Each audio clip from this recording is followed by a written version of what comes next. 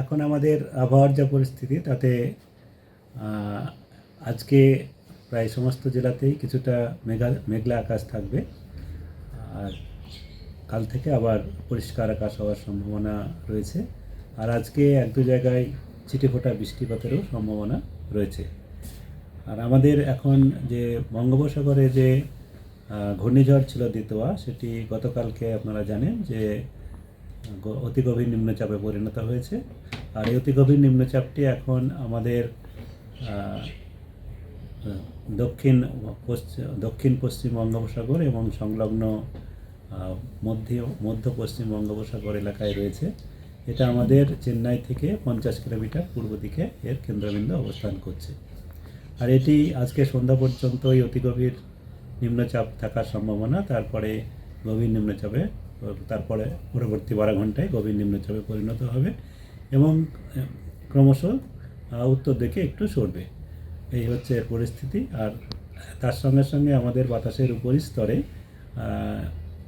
উপরিস্তরে কিছুটা নিম্ন রয়েছে, আমাদের ট্রাফ লাইন রয়েছে। তার জন্যে আমাদের এই যে মেঘাচ্ছন্ন আকাশ, এটা ওর প্রভাবই হচ্ছে। ওখান থেকে কিছুটা ওর প্রভাবে কিছুটা মেঘলা আকাশ আমাদের রাজ্যে কিছুটা জায়গায় দেখা যাচ্ছে।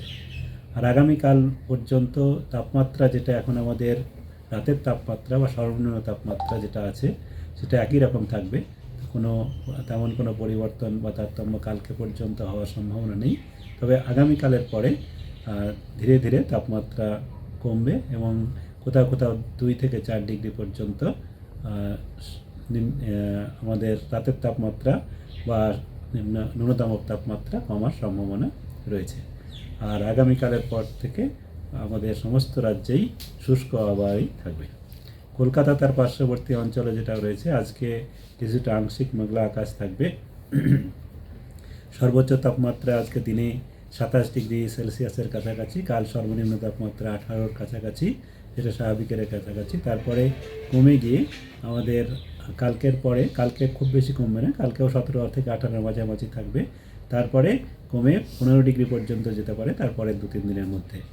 আর সকালের দিকে কিছুটা শিশির পড়তে পারে। উত্তরবঙ্গেও একই, উত্তরবঙ্গে বৃষ্টির সম্ভাবনা নেই, তবে উত্তরবঙ্গেও তাপমাত্রা কমবে। তবে উত্তরবঙ্গে একটু কমার সম্ভাবনা রয়েছে, কারণ 2 থেকে 3 ডিগ্রি পর্যন্ত কমতে পারে উত্তরবঙ্গের জেলাগুলিতে। আর উত্তরবঙ্গেও 7 দিনই শুষ্ক আবহাওয়া থাকবে।